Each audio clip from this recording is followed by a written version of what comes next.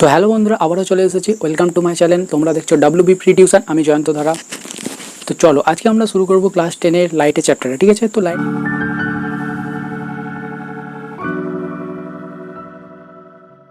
লাইটের চ্যাপ্টারটা শুরু করার আগে আমি দেখে নেবো লাইট বলতে কোন কোন বিষয় নিয়ে আমরা এখানে আলোচনা করব। তো প্রধানত আমাদের যে ক্লাস 10-এর অধ্যায়ের মধ্যে যে বিষয়গুলো উল্লেখ করা আছে সেটা হচ্ছে তোমার দর্পণ সম্পর্কে, দর্পণ কয় প্রকার, এবং লেন্সের সম্পর্কে, এবং তোমার আলোর প্রতিসরণ বিচ্ছুরণ যেগুলো আছে সেগুলো আছে পরে, ঠিক আছে? তো ফার্স্ট আজকে আমরা আলোচনা করব কি, যে দর্পণ সম্পর্কে আলোচনা আছে সেইগুলো নিয়ে আলোচনা। তো দেখো, প্রথমে আমাকে জেনে নিতে হবে মিরর অর্থাৎ দর্পণ কয় প্রকার সেটা জানতে হবে।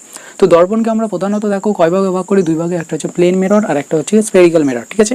প্লেন মিরর মানে হচ্ছে সমতল, যেটা হয় সমতল দর্পণ, আর হচ্ছে তোমার স্ফেরিক্যাল মানে হচ্ছে গোলীয় দর্পণ। তো আমাদের এখানে বিষয়বস্তু হচ্ছে এই গোলীয় দর্পণ নিয়ে আলোচনা করব। এই সমতল দর্পণ, এখানে যেটা সমতল দর্পণ দেখছো, এই সমতল দর্পণ নিয়ে আমি আগে একটা ভিডিও করে দিয়েছি। তোমরা যদি না দেখে থাকো তাহলে লিঙ্ক ডেসক্রিপশনে দিয়ে দেবো, তোমরা দেখে নেবে, ঠিক আছে? তো চলো স্ফেরিক্যাল সম্পর্কে আমরা জানি। স্ফেরিক্যাল মানে কি? গোলীয় দর্পণ। গোলীয় দর্পণ কোনগুলো বলবো দেখো। আমাদের প্রাকৃতিক উদাহরণ বলতে কি, আমাদের সচরাচর দেখবে চামচ। ঘরেতে সবাই নিশ্চয়ই চামচ বা কোনোদিন খাওয়া দাওয়া করেছে, অত খাওয়া। তো চামচের মধ্যে দেখবে আমাদের প্রতিচ্ছবি দেখতে পাই, প্রতিবিম্বটাকে দেখতে পাই, ঠিক আছে? তো কীভাবে? চামচের সামনের দিক থেকেও দেখতে পাই, যে দিকটা থেকে কোনো কিছু তোলা হয় সেদিকটা, এবং তার উল্টো দিকেও আমরা দুদিকটাই দেখতে পাই। তো সেইগুলো কি একটা, যেহেতু প্রতিবিম্ব গঠিত হচ্ছে, সেগুলো একটা দর্পণের মতো কাজ করছে। তাহলে সেইগুলো কি দর্পণ, কি বলবো? সেইগুলোকে আমরা স্পেরিক্যাল মিররের অংশ ধরবো। কেন? সেইগুলো কোনো একটা গোল অংশের কোনো একটা গোলীয় দর্পণ ধরতে পারি, একটা গোলকের অংশ, ঠিক আছে? তো এইটা যদি না বুঝতে পারো তাহলে, যেহেতু একটা স্টিলের বাটি দেখবে, স্টিলের বাটির ক্ষেত্রে কী হয়, ভেতরেও আমাদের প্রতিচ্ছবি দেখা যায় এবং বাইরেও প্রতিচ্ছবি দেখা যায়। তাহলে সেইটা কি একটা গোলীয় অংশ, সেটার মধ্যে একটা দর্পণের মতো কাজ করতে, সেইগুলোকে আমরা গোলীয় দর্পণ বলা হয়। এটা বোঝানোর ক্ষেত্রে আমরা উদাহরণ দিলাম। তো গোলীয় দর্পণ সম্পর্কে জেনে দেবো। গোলীয় দর্পণ মানে এটা। তো গোলীয় দর্পণকে আবার দুটো ভাগে ভাগ করা। একটা হচ্ছে অবতল দর্পণ, যেটাকে আমরা কনকেভ মিরর বলি, আর একটা হচ্ছে উত্তল দর্পণ, যেটাকে আমরা কনভেক্স মিরর বলি। তো আমাদের কাজ হচ্ছে এই কনকেভ এবং কনভেক্স মিরর নিয়ে এখানে আমাদের বিষয়টা আছে, ঠিক আছে? তার আগে প্রধানত কিছু বিষয় তোমাকে জেনে নিতে হবে, ঠিক আছে? এটা কেন গোলীয় দর্পণ বলবো দেখো। আমাদের আগে জানতে হবে যে অবতল দর্পণকে কেমন দেখতে হয় আর উত্তল দর্পণকে কেমন দেখতে হয়, ঠিক আছে? তো অবতল দর্পণকে দেখো, আমি এখানে একবারে দেখে দিচ্ছি। তো অবতল দর্পণকে কেমন দেখতে হয়? অবতল দর্পণ হয় এরকম, ঠিক আছে? এরকম। এর কি হয়, বাইরের দিকটা পালিশ করা থাকে, এরকম পলিশ থাকে, ঠিক আছে? আর ভেতর দিকে প্রতিবিম্ব দেখা যায়। ওকে, এটা হলো কি অবতল দর্পণ। আর উত্তল দর্পণ কেমন? উত্তল দর্পণে কি হয়, এই যে ব্যাঁকা দিকটা থাকে, সেই ব্যাঁকা দিকের দিকটায় কী থাকে, পালিশ করা থাকে, এবং এই বাইরের পৃষ্ঠে কী হয়, প্রতিবিম্ব গঠিত হয়, ঠিক আছে? বোঝা গেল? তাহলে অবতল দর্পণ কেমন, উত্তল দর্পণ কেমন, আমাদের এখানে আইডিয়া হলো। এরপরে দেখো, আমাদের জানতে হবে কি, এটা গোলীয় দর্পণ কেন বলবো। এটা একটা গোলীয় দর্পণের অংশ বিশেষ হিসেবে আমরা ধরে নিতে পারি। কারণ কি, এটা যদি আমরা সম্পূর্ণ করি তাহলে এটা কি একটা গোলক হচ্ছে। তো এই গোলকটার ক্ষেত্রে দেখো, এই গোলকের অর্ধেক কিছুটা অংশ হচ্ছে এই দর্পণটা, তাই জন্য একটা গোলীয় দর্পণের অংশ বলা হয়। তাই জন্য গোলীয় দর্পণের দুটো ভাগ, অবতল দর্পণ, উত্তল দর্পণ। এতটা ক্লিয়ার? আশা করি তোমরা এতটা ক্লিয়ার করে ফেলেছো। ওকে, তো এরপর আমাকে জানতে হবে কি, এই যে গোলীয় দর্পণ আছে, এই গোলীয় দর্পণের কিছু কিছু অংশ আছে যেগুলো আমাদের খুব জানতে হবে। কী কী অংশ? এখানে দেখো, এক নম্বর কি, আমাকে জানতে হবে মেরু কি, ঠিক আছে, বা পোল, যাকে আমরা কি বলবো, পোল। ওকে, ফার্স্ট পয়েন্ট।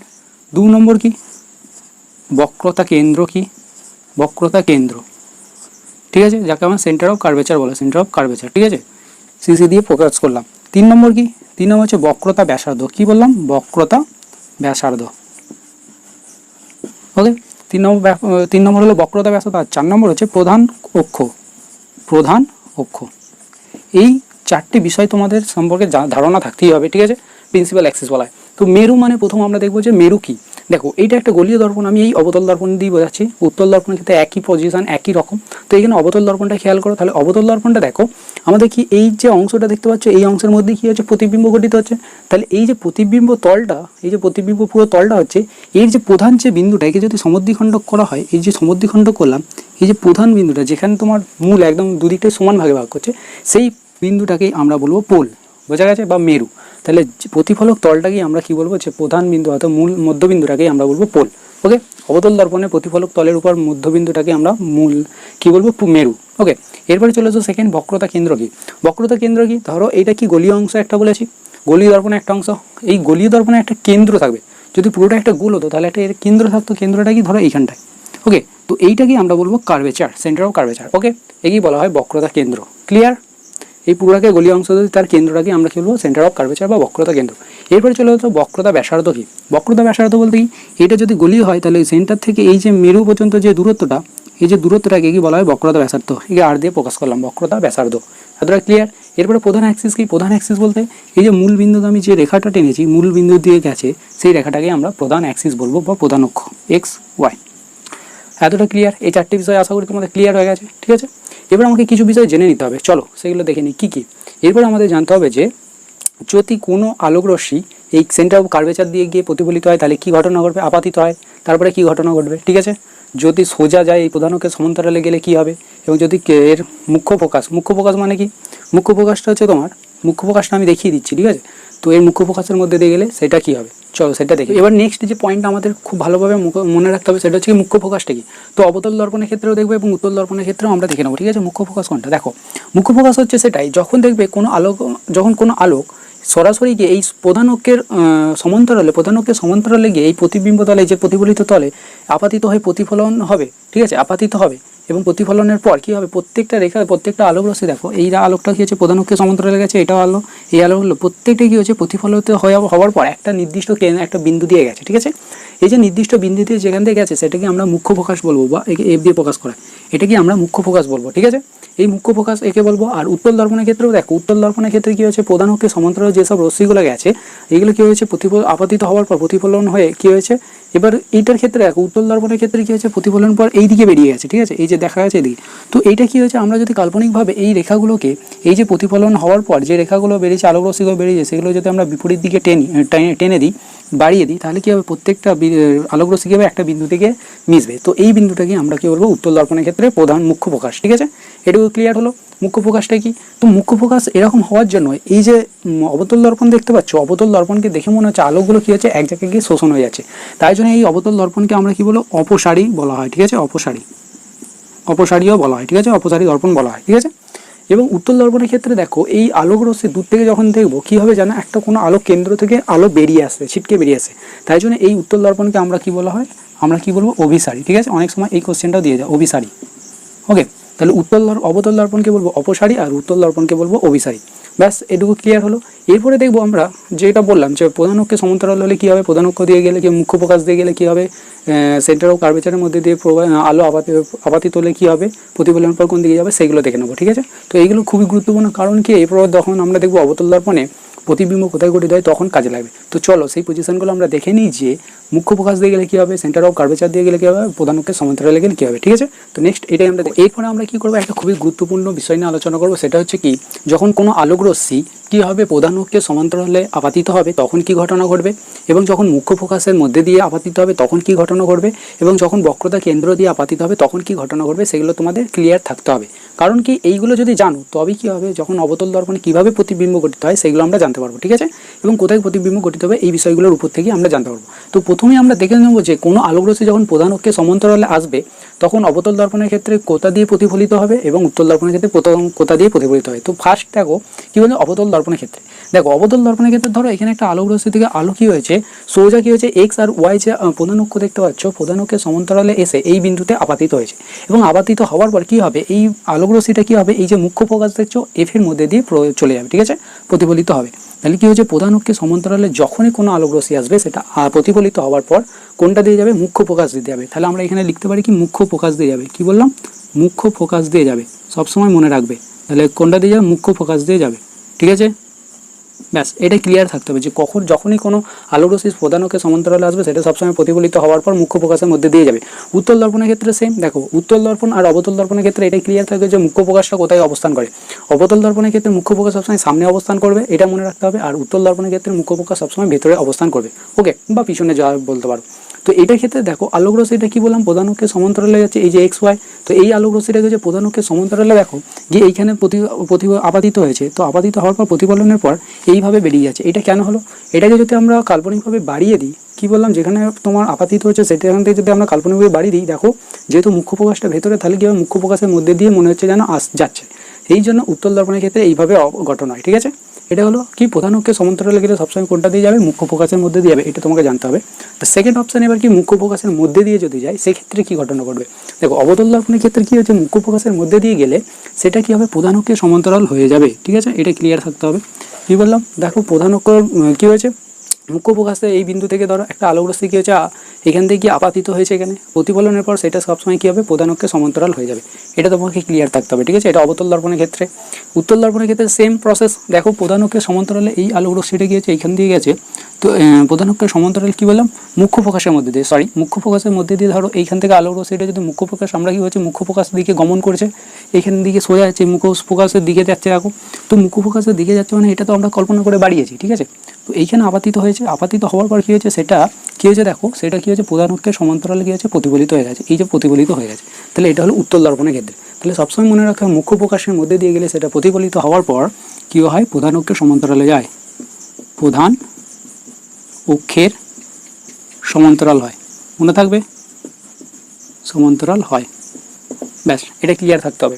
এরপরে চলে আসবো বক্রতা কেন্দ্রের মধ্যে দিয়ে গেলে, সেন্টার অফ কার্ভেচারের মধ্যে দিয়ে। 3 নম্বর পয়েন্ট দেখো, এটা হচ্ছে অবতল দর্পণের ক্ষেত্রে এক্স ওয়াই, এটা প্রধান অক্ষ, এটা কি হচ্ছে centre of curvature. Centre of curvature প্রথমেই আমি কাকে বলে সেটা বলে দিয়েছি। তো এই আলোক রশ্মিটা যখন সেন্টার অফ কার্ভেচারের মধ্যে দিয়ে যাবে, এটা আপাতিত হওয়ার পর প্রতিফলিত হয়ে সেই সেন্টার অফ কার্ভেচার বিন্দু দিয়ে প্রতিফলিত হয়ে ফিরে আসবে, ঠিক আছে। এটা বোঝা গেছে আশা করি। এটা হলো অবতল দর্পণের ক্ষেত্রে, সেম প্রসেস হচ্ছে উত্তল দর্পণের ক্ষেত্রে, ঠিক আছে। এক্স ওয়াই, এটা হচ্ছে সেন্টার অফ কার্ভেচার। যখন সেন্টার অফ কার্ভেচারের দিকে আলোক রশ্মি গমন করবে, সেটা কি হবে মনে হবে, যদি সেটা আপাতিত হয়, আপাতিত হওয়ার পর প্রতিফলনের পর সেই পথেই ফিরে যাবে, এটা ক্লিয়ার থাকতে হবে। তাহলে বক্রতার কেন্দ্র দিয়ে গেলে সবসময় আলোক রশ্মি যে পথে যাবে সেই পথেই ফিরে আসবে। ওকে, এটুকু ক্লিয়ার হয়েছে, বোঝা গেছে এতটা, দেখো এতটা বোঝা গেছে, আশা করি বুঝতে পেরেছো। তো চলো এবার আমরা সরাসরি চলে যাই প্রতিবিম্ব গঠন, অবতল দর্পণের প্রতিবিম্ব গঠন সম্পর্কে। এবার দেখি প্রতিবিম্ব গঠন, ঠিক আছে। তো প্রতিবিম্ব গঠন, অবতল দর্পণের ক্ষেত্রে প্রতিবিম্ব কোথায় গঠিত হবে সেটা দেখবো। তো আমরা এখানে প্রধানত এই কি ব্যাপার, এটা তোমার হচ্ছে পরীক্ষার ক্ষেত্রে খুবই গুরুত্বপূর্ণ, কোথায় প্রতিবিম্ব গঠিত হয় এখান থেকে কিন্তু কোশ্চেন আসে, ঠিক আছে।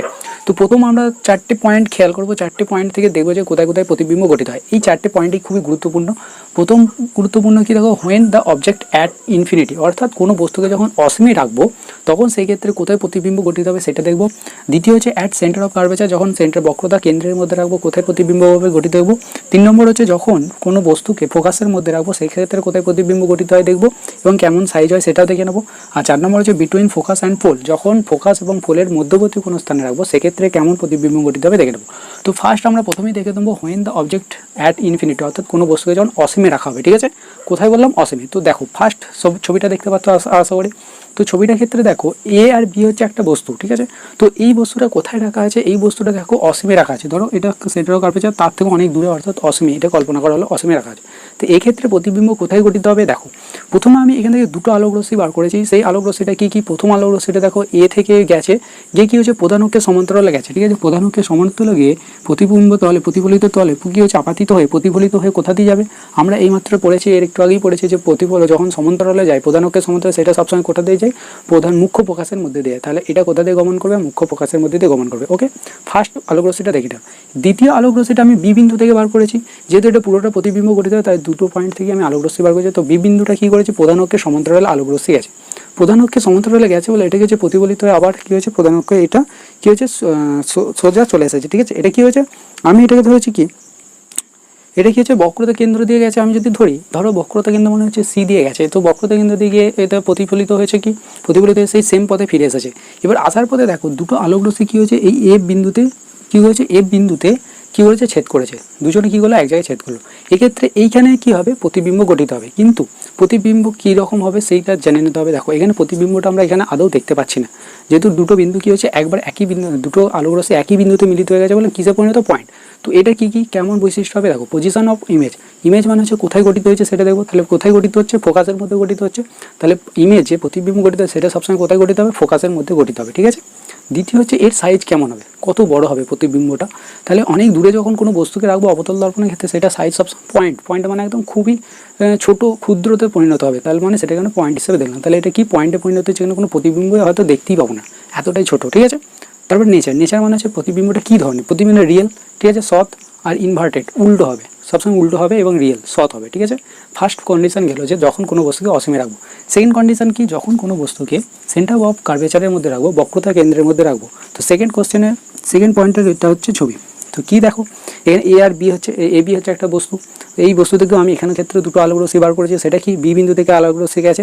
প্রথমে দেখো বি বিন্দু থেকে একটা আলোক রশ্মি প্রধান অক্ষের সমান্তরালে গেছে, সেটা সবসময় কোনটা দিয়ে যাবে, প্রধান মুখ্য প্রকাশের মধ্যে দিয়ে। তাহলে মুখ্য প্রকাশের মধ্যে দিয়ে চলে এসেছে, ঠিক আছে। দ্বিতীয় যে আলোক রশ্মিটা আমি বার করছি সেটা কোনটা দিয়ে, সেটা হচ্ছে তোমার বি বিন্দু থেকে দেখো, সেটা হচ্ছে মুখ্য প্রকাশের মধ্যে দিয়ে গেছে। মুখ্য ফোকাসের মধ্যে দিয়ে গিয়ে এইখানে কী হচ্ছে আপাতিত হয়েছে, আপাতিত হওয়ার পর প্রতিফলিত হয়ে কী হয়েছে সোজা এইভাবে বেরিয়ে গেছে প্রধান অক্ষের সমান্তরাল। এর একটু আগেই পড়েছি আমরা যে মুখ্য ফোকাস দিয়ে গেলে সবসময় সেই আলোক রশ্মিটা প্রধান অক্ষের সমান্তরাল হয়ে কী হয় প্রতিফলিত হয়। তো প্রতিফলিত হওয়ার পর তারা এক জায়গায় বিন্দুতে মিলিত হয়েছে। তো এই বিন্দুতে দেখো তাহলে এইখান থেকে কী হবে, এই যে অংশটা দেখতে পাচ্ছ এটা হবে প্রতিবিম্বটা গঠিত হবে। তাহলে প্রতিবিম্বটা দেখো, তাহলে এর বৈশিষ্ট্য কি, পজিশন প্রথমে দেখে নেবো যে প্রতিবিম্বটা কোথায় গঠিত হচ্ছে। দেখো প্রতিবিম্বটা আমরা দেখতে পাচ্ছি কোথায় গঠিত হচ্ছে, এখানে সি অর্থাৎ সেন্টার অফ কার্ভেচারই গঠিত হচ্ছে। তাহলে অ্যাট সেন্টার অফ কার্ভেচার অর্থাৎ বক্রতা কেন্দ্রে গঠিত হবে। ওকে, প্রথম। এবার দেখো সাইজ, সাইজ মানে কেমন দেখতে হবে। প্রতিবিম্বটা যদি আমি এখানে রাখতাম কোনো বস্তুকে তাহলে তার প্রতিবিম্ব কেমন হতো, বড় হতো না ছোটো হতো। তাহলে এখানে কী হতো, সেম সাইজ হতো। তাহলে প্রতিবিম্ব যত মিটার বা সেন্টিমিটার হবে, বস্তুটা যত মিটার বা সেন্টিমিটার হবে প্রতিবিম্বটাও তত মিটার বা সেন্টিমিটার হবে। তাহলে কী হবে, সেম সাইজ। এই কন্ডিশনটা মনে রাখবে যে কোথায় রাখলে বস্তুর প্রতিবিম্ব সমান হবে, তাহলে কোথায়, সেন্টার অফ কার্ভেচারে। নেচার কী হবে, নেচার এই মাত্র বললাম কী হবে, এটা রিয়েল অর্থাৎ সৎ হবে এবং ইনভার্টেড অর্থাৎ উল্টো হবে। ওকে, তাহলে দুটো পয়েন্ট ক্লিয়ার হলো আশা করি। এরপরে সেকেন্ড দুটো পয়েন্ট দেখে নেবো, দুটো যে বাকি আছে সেটা অ্যাট ফোকাস অর্থাৎ ফোকাসে রাখলে কী হবে এবং বিটুইন ফোকাস অ্যান্ড পোলের মধ্যে কোথায় রাখলে কী হবে। ঠিক আছে, তাহলে এরপরে দেখে নেবো ফোকাসের মধ্যে রাখলে কোনো বস্তুর প্রতিবিম্ব কী হবে দেখবো। ঠিক আছে, চলো আমরা দুটো লাস্ট পয়েন্ট দেখে নেবো। সেটা হচ্ছে কি অ্যাট ফোকাস অর্থাৎ কোনো বস্তুকে যখন মুখ্য ফোকাসের মধ্যে রাখবো তার প্রতিবিম্ব কোথায় গঠিত হবে। আর 4 নম্বর পয়েন্টটা হচ্ছে বিটুইন ফোকাস অ্যান্ড পোল, যখন কোনো বস্তুকে একদম কী করবো ফোকাস এবং পোলের মধ্যে রাখবো তখন তার প্রতিবিম্ব কোথায় গঠিত হবে সেটা দেখবো। ঠিক আছে, তো প্রথমে আমরা দেখে নিই অ্যাট ফোকাস অর্থাৎ ফোকাসে রাখলে কী হবে। তো ছবিটা এখানে চলে এসো। তো দেখো ছবিটার ক্ষেত্রে আমি কী করছি, বস্তুটাকে ফোকাসের মধ্যে রেখে দিয়েছি, এ বি একটা বস্তু দেখতেই পাচ্ছ। তো এইখান থেকে দেখো বি বিন্দু থেকে একটা আলোক রশ্মি কী হয়েছে, প্রথমে কী হয়েছে আপাতিত হয়েছে। আপাতিত কোথায় হয়েছে, এখানে আপাতিত হয়ে প্রতিফলিত হওয়ার পর তাহলে কোনটা দিয়ে যাবে, আমরা জানি কোনো আলোক রশ্মি যখন সমান্তরাল হয় তখন সেটা সবসময় মুখ্য ফোকাস দিয়ে যাবে। তো আলোক রশ্মিটা কী হচ্ছে প্রতিফলিত হওয়ার পরে এই যে মুখ্য ফোকাস দেখতে পাচ্ছ এই মুখ্য ফোকাসের মধ্যে দিয়ে যাচ্ছে। ঠিক আছে, এরপরে আরেকটা আলোক রশ্মি আমি বার করছি, সেটা হচ্ছে বি বিন্দু থেকে, সেটা কী হয়েছে সোজা এখানে এসে এখানে আপাতিত হয়েছে। তো এই আপাতিত হওয়ার পর সে আমরা প্রতিফলনের সূত্র থেকে আমরা জানি যে যত ডিগ্রি কোণে আপাতিত হয় তত ডিগ্রি কোণে প্রতিফলিত হবে। তাহলে এখানে আপাতিত যত ডিগ্রি কোণ করেছে সেইভাবেই প্রতিফলিত হয়েছে। ঠিক আছে, তো প্রতিফলিত হওয়ার পর দেখো আলো দুটো কী হয়েছে এইভাবে সমানভাবে চলে আসছে। এরা কি করবে, কখনো কোথাও ছেদ করবে না বা অসীমে গিয়ে ছেদ করতে পারে সেটাও হবে না, কারণ কি এটা অনেক বড়, এইদিকে বাড়াতে থাকলে এটা বেরিয়ে যাবে, এটা বাড়াতে থাকলে এইদিকে বেরিয়ে যাবে। ঠিক আছে, তাহলে এই ক্ষেত্রে দেখো কী হয়েছে, এক্ষেত্রে আমরা কি বলবো, এখানে আমরা প্রতিবিম্বটা কোথায় দেখতে পাবো, অসীমে, অর্থাৎ কোথায় হবে সেটা আমরা বুঝতে পারবো না, অসীমে হতে পারে। তাহলে এইখান থেকে এদের বৈশিষ্ট্য দেখে নিই যে প্রতিবিম্বটার বৈশিষ্ট্য কী কী হবে। ঠিক আছে, তো পজিশন অফ ইমেজ কি দেখো, ইমেজ কোথায় গঠিত হবে, ইনফিনিটি অর্থাৎ ইনফিনিটি মানে হচ্ছে অসীমে গঠিত হবে। ওকে, ফার্স্ট পয়েন্ট। সাইজ কেমন হবে, সাইজ মানে কি, এটা যেহেতু বাড়তেই থাকছে তাহলে কী হবে, সাইজটা কী হবে হিউজ পরিমাণ অর্থাৎ অনেক বড়, হাইলি ইনলার্জ, তার মানে খুব বড় হবে। ঠিক আছে, খর্ব আকৃতি। ওকে, তাহলে হাইলি ইনলার্জ মানে অনেক বড় হবে, প্রতিবিম্ব সাইজ হবে অনেক বড়। ওকে, তো নেচার কেমন হবে, প্রকৃতি কি রিয়েল, রিয়েল মানে সৎ, ইনভার্টেড মানে উল্টো হবে। ঠিক আছে, বোঝা গেল। তাহলে 3 নম্বর পয়েন্ট কি, যখন ফোকাসে রাখবো তখন কী হবে, বস্তুটা কী হবে প্রতিবিম্ব অনেক বড় হবে, সেটা অসীমে গঠিত হবে এবং সেটা রিয়েল এবং ইনভার্টেড মানে উল্টো হবে। চলে এসো এবার 4 নম্বর পয়েন্ট। 4 নম্বর পয়েন্টটা ইম্পর্টেন্ট পয়েন্ট, এটা থেকে কোশ্চেন আসে বিটুইন ফোকাস অ্যান্ড পোল, যখন কোনো বস্তুকে ফোকাস এবং পোলের মধ্যবর্তী কোনো স্থানে রাখা হবে সেক্ষেত্রে কী হয়। তো এইটা দেখো, এটা কী হবে, এইখানে দেখো আমি এ বি বস্তুটাকে কী হচ্ছে ফোকাস এবং পোলের মধ্যবর্তী কোনো একটা স্থানে রেখেছি। তো এইখানে প্রথম এ বিন্দু থেকে একটা আলোক রশ্মি দেখো এখানে কী হচ্ছে আপাতিত হলো, আপাতিত হওয়ার পর এইভাবে প্রতিফলিত হয়ে চলে আসছে। ঠিক আছে, এই লাল কালিটা দেখতে পাচ্ছ, এটা হচ্ছে কি প্রতিফলিত হওয়ার আলোক রশ্মি। এই বিন্দু থেকে আরেকটা আলোক রশ্মি এখানে প্রতিফলিত আপাতিত হয়েছে, এখানে আপাতিত হয়ে যে কোণ আপাতিত হয়েছে সেই কোণে প্রতিফলিত হয়েছে। তো এই লাল কালিটা হচ্ছে সেটা প্রতিফলন রশ্মি, প্রতিফলিত রশ্মি। এবার আমি কি করলাম, ধরো এই আলোক রশ্মিগুলোকে যদি কাল্পনিকভাবে এই পিছু দিকে বাড়িয়ে দিই, পিছু দিকে বাড়িয়ে দিলে দেখো এইখানে গিয়ে তারা একটা বিন্দুতে মিলিত হচ্ছে। ওকে, তো এই বিন্দুতে মিলিত হওয়ার ফলে এইখান থেকে একটা কী হবে প্রতিবিম্ব গঠিত হবে। ওকে, তাহলে এইটা কী হবে, দেখো এ বি এরকম ছিল ছোট, তো এইখানে দেখা যাচ্ছে প্রতিবিম্বটা খুবই বড় হয়ে গেছে। তাহলে এইটা কী হবে, প্রতিবিম্বটা এই পজিশনই হচ্ছে সব থেকে বড় হবে এবং দেখা যাবে। কী কী বৈশিষ্ট্য দেখে নিই, পজিশন কোথায় হবে, বিহাইন্ড দ্য মিরর অর্থাৎ দর্পণের পিছনে গঠিত হবে। সাইজ কী হবে, ইনলার্জ মানে বড় হবে, অনেকটাই বড় হবে। আর নেচার হচ্ছে ভার্চুয়াল অ্যান্ড ইরেক্ট, ভার্চুয়াল মানে কি সৎ হবে। ঠিক আছে, ভার্চুয়াল মানে অসৎ হবে, আর ইরেক্ট মানে হচ্ছে সোজা হবে। এই একটা condition between focus and pole, এইটা কী হয় একটাই কন্ডিশান যেখানে বস্তুটা কী হয় বড় দেখায় এবং সৎ প্রতিবিম্ব গঠিত হবে, অসৎ প্রতিবিম্ব গঠিত হবে এবং কী হবে সোজা হবে। ঠিক আছে, সমশীর্ষ হবে। এই বস্তুটা যেমনভাবে দাঁড়িয়ে আছে এটা সেদিকে মাথা হাত সেদিকেই থাকবে। ওকে, এটা হলো বৈশিষ্ট্য। তো এটা তোমরা মনে রাখবে, এই 4 নম্বর পয়েন্টটা। এটার ক্ষেত্রে কোথায় ব্যবহার, আমাদের যে দাড়ি কামাবার যে আয়না, সবসময় আমরা কী হয় দাড়িটাকে ভালো করে দেখার জন্য কোথায় কোন দাড়িটা আছে বা কোন দাড়িটা পেকে গেছে সেটা দেখার জন্য যখন আয়নাকে কাছে রাখি তখন প্রতিবিম্বটা কী বড় দেখায়, সেই কন্ডিশন হচ্ছে এইটা 4 নম্বর। তাহলে এই কন্ডিশনটা খুবই ইম্পর্টেন্ট, এটা ভালো করে পড়বে। ঠিক আছে, এটা ভালো করে পড়বে আর প্রথমটাও ভালো করে পড়বে। ব্যাস, এটা হলো তোমার অবতল দর্পণের ক্ষেত্রে এই সম্পূর্ণ বিষয়টা হচ্ছে অবতল দর্পণের ক্ষেত্রে প্রতিবিম্ব গঠন।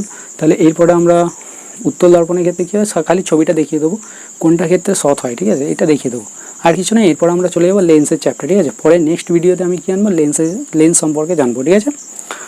তো আজকে এই ভিডিওটা এই পর্যন্ত। যদি তোমাদের ভালো লাগে তাহলে চ্যানেলটা সাবস্ক্রাইব করে নেবে আর লাইক করে দেবে একটা। আর যদি নতুন হয়ে থাকতো প্লিজ চ্যানেলটা সাবস্ক্রাইব করবে, কারণ আমি এই ধরনের তোমার ক্লাস করাচ্ছি, মাধ্যমিকের অঙ্ক, ভৌতবিজ্ঞান এবং জীবনবিজ্ঞান করাবো, ঠিক আছে। তো আর কিছু নাই, সকলেই ভালো থাকবে, সুস্থ থাকবে, আর thank you for watching. Okay.